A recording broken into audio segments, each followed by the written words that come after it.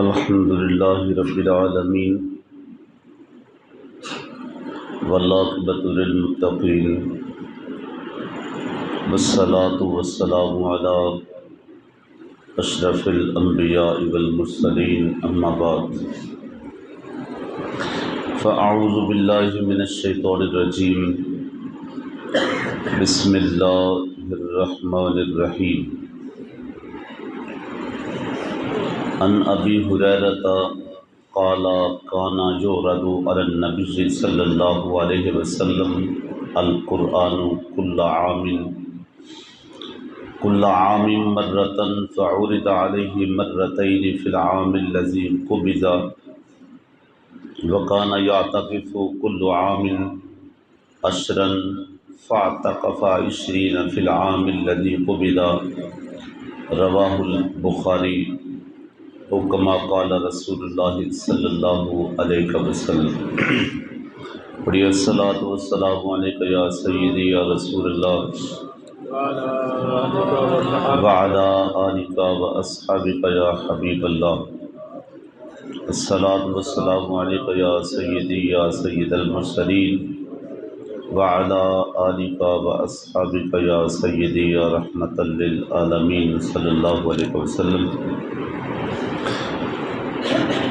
حضرت سیدنا ابی ہریرہ رضی اللہ تعالی عنہ حضور نبی کریم رؤوف الرحیم رحمت عالم صلی اللہ علیہ وسلم کی بڑی خوبصورت حدیث پاک روایت کرتے ہیں، اور یہ حدیث پاک امام بخاری علیہ الرحمہ نے بھی بخاری شریف کے اندر ذکر کی ہے۔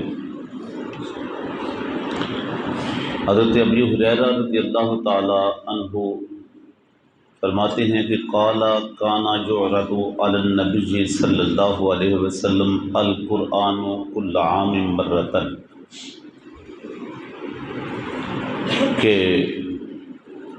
ہر سال ماہ رمضان کے اندر حضور علیہ الصلوۃ والتسلیم کے اوپر ایک بات قرآن کی پیش کیا جاتا، اور روایات میں ہے کہ حضرت جبریل امین ماہ رمضان کے اندر حضور کے ساتھ قرآن کا دور فرمایا کرتے تھے، حضور سے سنایا کرتے تھے۔ یہ جو حفاظ ایک دوسرے کو سنتے ہیں یہ سنت رسول بھی ہے اور سنت جبریل بھی ہے۔ تو حضرت ابی ہریرہ کہتے ہیں کل عام مرتن، یہ ایک مرتبہ ہوتا تھا ایسا۔ فعرض علیہ مرتین فی العام الذی قبض، اور جس سال حضور کا وصال مبارک ہوا اس سال جبریل امین نے حضور کے ساتھ ایک مرتبہ نہیں مرتین 2 مرتبہ قرآن کا دور فرمایا، 2 مرتبہ قرآن سنایا۔ وکانا یعتکف کل عام 10، اور آگے کہتے ہیں کہ حضور ہر سال 10 دن کا اعتکاف فرمایا کرتے تھے۔ وکانا یعتکف کل عام 10، حضور علیہ الصلوۃ والتسلیم ہر سال ماہ رمضان کا 10 دن کا اعتکاف فرمایا کرتے تھے۔ فاعتکف 20 فی العام الذی قبض، لیکن جس سال حضور کا وصال ہوا اس سال حضور نے 10 دن کا نہیں 20 دن کا اعتکاف فرمایا، 20 دن کا اعتکاف فرمایا۔ تو اب آپ اس سے اندازہ لگائیں کہ حضور علیہ الصلوۃ والتسلیم کو اس عمل کے ساتھ کتنا پیار تھا۔ بلکہ آگے روایت ایک اور آ رہی ہے، حضرت انس بن مالک رضی اللہ تعالی عنہ اس کے راوی، آپ کہتے ہیں قال کان النبی صلی اللہ علیہ وسلم یعتکف فی العشر الاواخر من رمضان فلیعتکف عاما فلما کان العام المقبل اعتکف 20۔ حضرت انس بن مالک رضی اللہ تعالیٰ عنہ کہتے ہیں کہ حضور علیہ الصلوۃ والتسلیم رمضان کے آخری اشرہ میں اعتکاف کرتے تھے، ایک سال اعتکاف نہ کر سکے۔ حضور کہیں تشریف لے گئے تھے، سفر پہ تھے، تو اعتکاف فلم یعتکف آمن، اس سال اعتکاف نہ کر سکے۔ فلما کان العام المقبلہ اعتکافا 20، تو کیا ہوا کہ جب اگلا سال رمضان شریف آیا تو اس سال حضور علیہ الصلوۃ والتسلیم نے 20 دن کا اعتکاف فرمایا، یعنی پچھلے سال کا جو رہ گیا تھا وہ بھی ساتھ شامل فرما لیا۔ بلکہ ایک اور روایت ہے کہ جس میں یہ بھی ہے کہ ماہ رمضان کے اندر ایک اور سفر پہ تھے حضور، تو آپ اعتکاف نہ فرما سکے، تو آپ نے شوال کے اندر 10 دن کا اعتکاف فرمایا۔ یہ بھی روایت ہے۔ اب اس سے اندازہ لگائیں کہ اس عمل کے ساتھ، اعتکاف کے ساتھ حضور علیہ الصلوۃ والتسلیم کو کتنا پیار تھا اور اس عمل کو آپ کتنا پسند فرماتے تھے۔ اور اس کی فضیلت میں یہ بھی سنیے کہ حضرت امام حسین رضی اللہ تعالیٰ عنہ اس حدیث کے راوی ہیں۔ آپ روایت کرتے ہیں کہ حضور نبی کریم صلی اللہ علیہ وسلم نے فرمایا کہ جو شخص ایک دن کا اعتکاف کرتا ہے، کتنے دن کا؟ ایک دن کا اعتکاف کرتا ہے، تو اللہ رب العزت اس بندے کے اور قیامت کے دن اس بندے اور دوزخ کے درمیان 3 خندقیں حائل کر دے گا۔ کتنی خندقیں؟ 3 خندقیں حائل کر دے گا، اور ایک خندق کی جو چوڑائی ہے وہ اتنی ہوگی جتنی زمین سے آسمان تک کا فاصلہ ہے۔ زمین سے آسمان تک کا فاصلہ ہے، اتنی اس کی چوڑائی ہوگی، اور یہ ایک خندق کی چوڑائی ہے تو کتنی خندقیں درمیان میں آئیں گی؟ 3۔ گویا کہ فرمانے کا مقصد یہ ہے کہ جو شخص اعتکاف کرتا ہے، اللہ رب العزت قیامت کے دن اس کو دوزخ سے اتنا دور کر دے گا، اتنا دوزخ کو اس سے دور کر دے گا کہ اس کی تپش بھی نہیں آ پائے گی۔ 3 خندقیں حائل، یہ ایک دن کا اعتکاف کا اجر ہے، ایک دن کے اعتکاف کی فضیلت ہے۔ تو ذرا غور کریں، جب ایک دن کی اعتکاف کی یہ فضیلت ہے تو جو شخص 10 دن کا اعتکاف کرتا ہے، اور اس میں آگے مفسرین نے لکھا ہے کہ یہ جو ایک دن کی فضیلت ہے، اس میں تعین نہیں ماہ رمضان کا، یہ غیر رمضان کا بھی اگر کوئی نفلی اعتکاف ایک دن کا باقاعدہ کرتا ہے تو یہ تو اس کا اجر ہے۔ جب اس کا اتنا اجر ہے تو جو 10 دن کا اعتکاف کرے اس کا کتنا ہوگا؟ اور یہ تو غیر رمضان کا ہے۔ اگر ماہ رمضان ہو اور چھم چھم کے رحمت برسنے والی ساعتیں ہوں تو ان کے اندر پھر اجر کا عالم کیا ہوگا؟ ان کے اندر پھر اجر کا عالم کیا ہوگا؟ ماہ رمضان کی ساعتیں بھی ہوں۔ اور ایک اور دوسری روایت بھی ہے، اور اس کو بھی امام حسین رضی اللہ تعالیٰ عنہ نے روایت کی ہے کہ جو شخص ماہ رمضان کا اعتکاف کرتا ہے آخری عشرے کا، کتنے دن کا؟ 10 دن کا، یہ اللہ رب العزت کو اتنا پسند ہے کہ جو شخص اس کے در پہ آ کے بیٹھ گیا ہے، اور ذرا غور کریں، یہ ان لوگوں کے لیے بہت بڑا یوں کہہ لیں کہ اطمینان کا، قلبی سکون کا ذریعہ ہے۔ ہو سکتا ہے کسی غریب کے ذہن میں یہ بات آ جائے کہ مولا میں تو اتنی سخت نہیں رکھتا تھا، چونکہ قرآن کہتا ہے وَلِلَّهِ عَلَى النَّاسِ حِجُّ الْبَيْتِ مَنِ اسْتَطَاعَ إِلَيْهِ سَبِيلًا، اس گھر کا حج کرنے وہ شخص جائے، مَنِ اسْتَطَاعَ إِلَيْهِ سَبِيلًا، جو وہاں تک پہنچنے کی استطاعت رکھتا ہے، جو طاقت رکھتا ہے، جو مالی وسعت رکھتا ہے، اس کے اوپر حج فرض ہے۔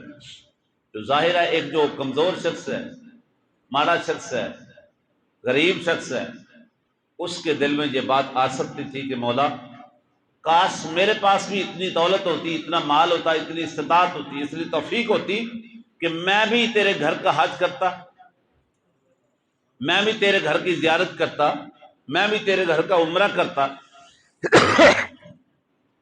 تو وہ شخص اپنے آپ کو محروم سمجھتا کہ نہ میرے پاس اتنی وسعت ہوئی، نہ اتنی استطاعت ہوئی، اور نہ میں اس گھر کو جا سکا، اس گھر کی زیارت کر سکا، نہ حج کر سکا، نہ عمرہ کر سکا۔ اور وہ بڑا مہربان ہے، بڑا رحیم ہے، بڑا کریم ہے۔ وہ بھی کریم ہے اور میرے مصطفیٰ کریم بھی کریم ہے، حضور بھی کریم ہے۔ اللہ اکبر!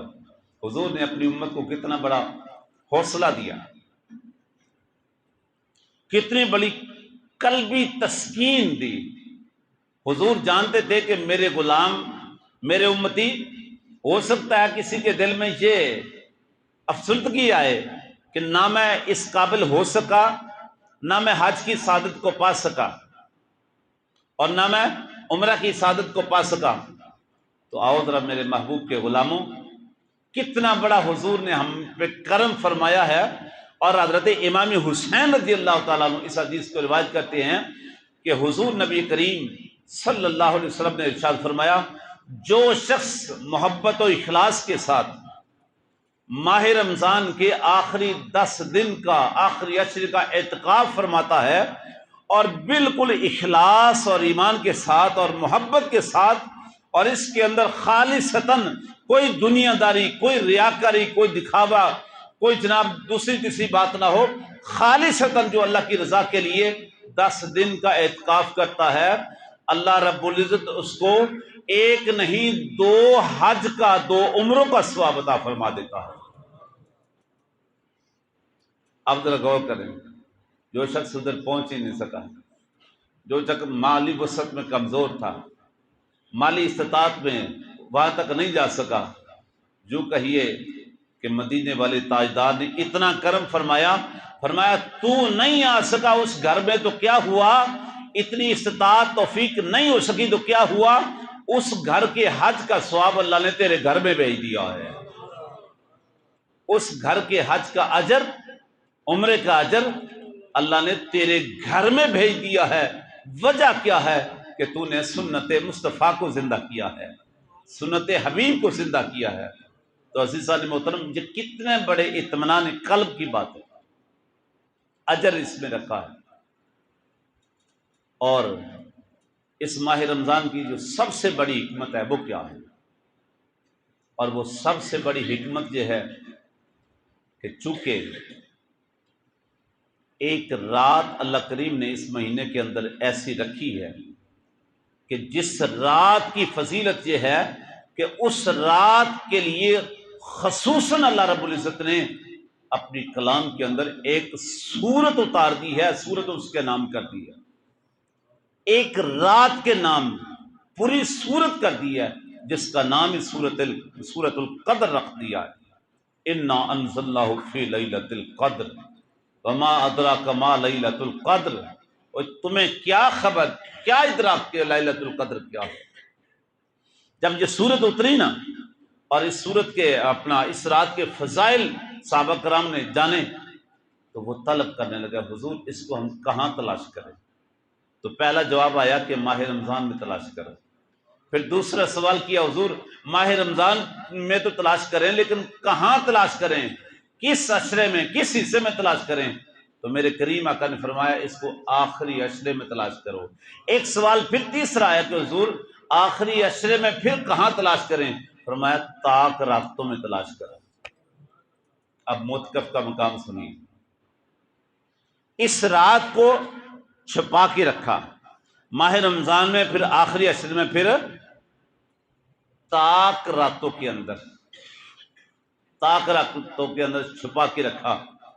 تو معتکف کے حصے میں سب سے بڑی فضیلت یہ آتی ہے کہ 20 سے لے کر چاند شوال کے طلوع ہونے تک، چونکہ یہ مسلسل رب کی بارگاہ میں بیٹھا ہے، مسلسل رب کے گھر میں بیٹھا ہے، مسلسل عبادت میں بیٹھا ہے، مسلسل بندگی میں بیٹھا ہے، اس کو اور تو ملنا ہی ملنا ہے۔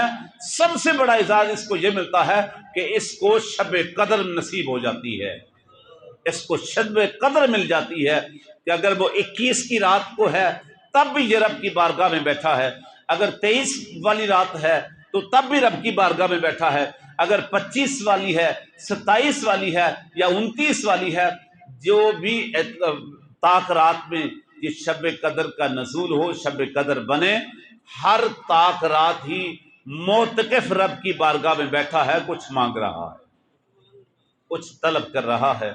تو یہ سارے اعزازات اس معتکف کے حصے میں آتے ہیں۔